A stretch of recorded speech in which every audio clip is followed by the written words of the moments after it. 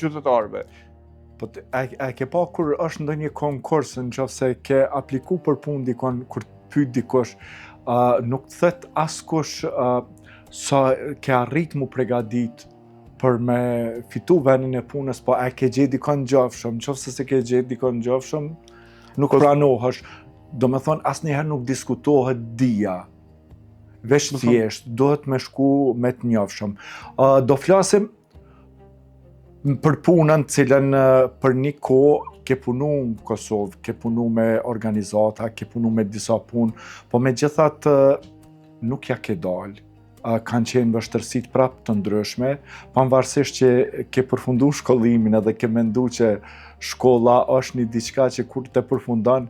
që thët populli jonë del në selamet, po realisht nuk ka funksionua asajo. Na flisni pak a shumë për punat cilat i ke bo 2 puna apo 3 puna sa ke qenë në Kosovë, edhe ballafaqimet gjatë kësaj kohe, me qenë se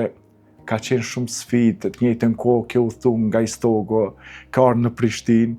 edhe kur është ditë një pagë shumë simbolike, ke marrë, ndoshta nuk ke hangër, nuk ke pi prap, ka vazhdu ajo koha studentore, edhe ka ardhur deri te një moment që ke mendu edhe ke vendos diçka tjetër. Po dyshim pjesa ku ballafaqona direkt me këtë situatë ka qenë momenti ku unë kam konsideru veten që jam i kualifikuar për një pozicion pune.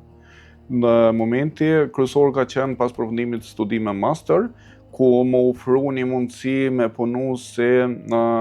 pjesë e stafit Muzeut Mobil të Kuadrit të Muzeut të Kosovës. Ka qenë një mik i imi, është ende, që ma ka ofru mundësinë e parë që unë me depërtu për këtij kohezioni që isha mësuar me jetu. Fillova pas përfundimit të studime me kriju atë idenë që duhet me qenë lokalist, duhet me jap kontribut brenda institucioneve lokale, brenda shoqërisë civile në vendin ku unë jam lind, jam zhvillu dhe kom jetu edhe jetoj ende. Edhe pastaj ajo ideja që ishe pamundun me kriju edhe përshtypjen që po hapen konkurse pune në të pjesë, jo diçka tjetër, ishe edhe përshtypja që unë me bind veten që brenda kësaj periudhe sa pak 6 mujor pas përfundimit studimeve, nuk isha pamundun me gjetë një konkurs i cili plotson kushtet edhe kriteret e mia. Kjo ma krijoja e bindjen që do të me dalë jashtë kohezionit që jam mësuar me dalë, jashtë atij vendit, jashtë asaj hapësirës ku unë kam vepruar dhe jetu. Sfida e parë ka qenë në fakt edhe një ndër sfidat bashkëdhënëse të mia kanë qenë kur unë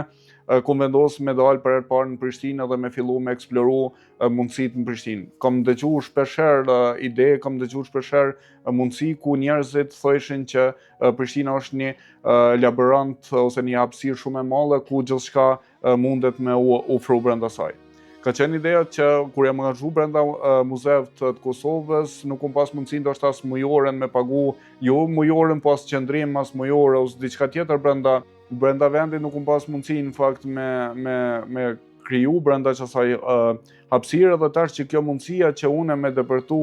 me u zhvillu ka qenë si iniciative që ti miku tim i cili e ka telefonu një ndër kompanitë si agencione turistike që kanë qenë dhe i ka thonë që a ka mundësi ky udhëtar me udhëtu me juve në një periudhë caktuar dhe pastaj pas përfundimit të muajit ju bën pagesën brenda muajit. Meqense se rregullat e tyre ishin të tilla se që u do të kemë pagu përpara pjesën e pagesës dhe pastaj me udhëtu gjatë muajit. Kështu që masi një ndër personat që ka qenë bashkëpronari autobusit, cilët nuk i harroj dhe i falenderoj gjithmonë fat për kujdesin edhe mirësinë që kanë treguar ndaj meje dhe empatinë gjithashtu ndaj meje, ka ofruar mundësinë që unë me udhëtu brenda intervalit të caktuar. Gjatë asaj periudhe pava nevojën që kryesisht angazhimet ishin kontrata mbi vepër dhe ishin angazhime të shkurta. Këto angazhime të shkurta nuk ma krijojshin një farë sigurie për në aspektin afatgjat. Depërtimi në institucion, depërtimi në një pozitë të kënaqshme brenda institucionit ishte pamundur pa përfshirje politike, po mundësia që me punu përmes projekte ndryshme brenda muzeut ishte më relevante. Kjo ka qenë hapi i parë që unë kam udhëtu drejt Prishtinës dhe pastaj për një periudhë rreth 2 vjet e diçka, ku më udhëtu çdo ditë, përfshirë edhe diellet, për shkak që nuk ka zgjat ndoshta ton kohën periudha angazhimit tim në muze, Po brenda kësaj unë kisha akumulu gjatë studimeve edhe një uri të theksuar në metodologjitë hulumtimit edhe në statistikë si tërësi, edhe në përdorimin e programeve statistikore për me arrit një qëllim caktuar me to, dhe në një moment caktuar fillova me mendu me kthy në mundësi për me mbjetu, një mundësi për me jetu, me pas një mundësi biznesi, krejt ato një uri që unë i kum kriju gjatë periudhës, e që nuk i kum pas mundshme mi apliku diku në një pozicion cilën unë kam dëshiru mi apliku. Kjo ka fillu pastaj me kriju idenë që me organizu trajnime të caktume, me qenë se kisha një certifikim ndërkombëtar si trajner, edhe kisha një përvojë relevante si trajner të kalume në fakt, mendova me kriju edhe trajnime që janë specializume për programin statistikor SPSS me veçanti edhe për metodologjinë e hulumtimit. Kjo ka qenë një barë kryesore dhe një farë sfidë në vetvete, për shkak që kultura tek ne jep atë bindjen që edhe pas aplikimit nuk ka konfirmim të mirëfillt. Unë rrezikojsha me zero kapital, me fillu një iniciativë ku kemi pas minimalisht 100 euro shpenzime të komplet organizimit atij trajnimit, që për mua ishte një farë sfidë në vetveti për shkak që unë nuk i kisha 100 euro, po hysha në minus 100 euro për mu mujt me arrit një qëllim tamin. Ka pas raste ku trajnimet që i kum bajt, kam pas fitim veç 2 euro, se kam pas fitim veç 5 euro për krejt asaj, kur kush ndoshta gjatë periudhës nuk e ka ditë, po asnjëherë nuk jam dalë me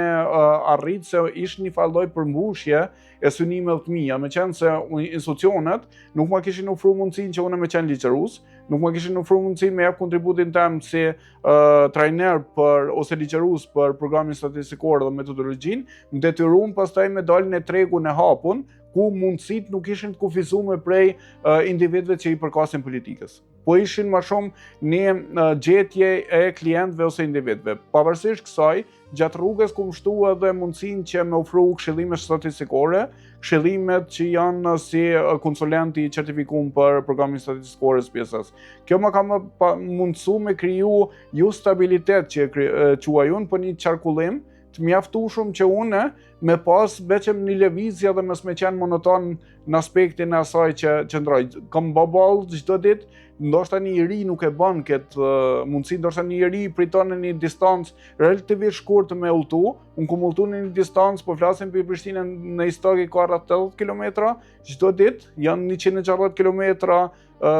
udhtim. Kum bë çdo ditë me një interval të jashtëzakonshëm, meqense se orari i autobusëve është shumë strikt, u dufke u angazhu në një konsulencë caktuar, dhe që ajo konsulencë nuk kisha hapësirë të nevojshme pune. Nuk kisha një hapësirë, një zyre ku unë muj me ofru qetë pa zhurmen e qytetit, pa zhurmen e individëve që janë brenda ambientit. Unë krejt konsulencat që i kum ofru në atë periudhë, kum ofru brenda një ambienti, brenda një kafe, po, dhe jam kanë në atë idenë që mos po bona i tepër të qëndru gjatë, shkojsha të ndru lokalet. Dhe brenda ditës i kisha 3 lokalet preferume, cilat brenda ditës lëvizsha në të trijat. Pastaj po ta kriju qatë pavarësisht të empatisë që e vlerësoj shumë të individëve që kanë qenë duke shërbyer në ato lokale, ma kanë ofruar edhe këtë mundësi dhe asnjëherë nuk kum qenë pengesë për ta, me qenë se u dufke me sqaru, me diskutu rreth modeleve statistikore që janë implementu, me marrë kërkesën e studentëve, nuk ishte veç digjitale, po ishte edhe fizike shpeshherë. Ka pas raste të tilla në fakt ku pastaj pa ta kriju idenë që ka ardhur pjesa e periudhës pandemisë në atë kohë, edhe ka qenë e kufizuar me gjithçka. Edhe për mua mu dok se në një moment caktuar po shuhet gjithçka. Po shuhet çdo iniciativë, çdo rreth që kum kriju, çdo funksion, po shuhet në një moment caktuar dhe kum fillu me mendu edhe krijimin e një biznesi që pastaj është edhe një rrezik shtesë që kum mbar te vetja. Rreziku shtesë ka qenë që kem kalu prej një modelit që shumica e neve nuk jem mësuar, atë modelin e digitalizmit. Shumica kem funksionu në mënyrë që trajnimet kanë funksionu me trajner fizik, kanë funksionu me pjesëmarrës fizik. Kalimi i kësaj periudhe ka qenë mjaft sfiduese, edhe funksionimi i biznesit ka pas problemet e veta. Për shkak që një biznes i tillë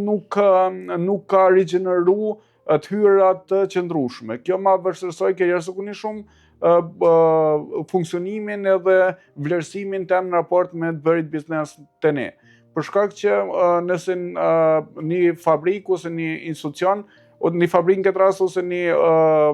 diçka prodhon edhe ka një konsistencë të funksionimit. Kurse tek unë konsulencat ishin me periudha. Me periudha dhe mu do kemi mbulu shpenzimin ndoshta për 6 muaj, edhe për 6 muaj nuk kisha asnjë konsulencë. Pastaj brenda 6 muajve kisha 30 konsulenca. Ishe e pashmangshme me kriju një farlloj qëndrueshmërie, sa më detyroi pastaj edhe mu largu prej saj edhe me gjetë një punë, njëjtin profil të studimeve,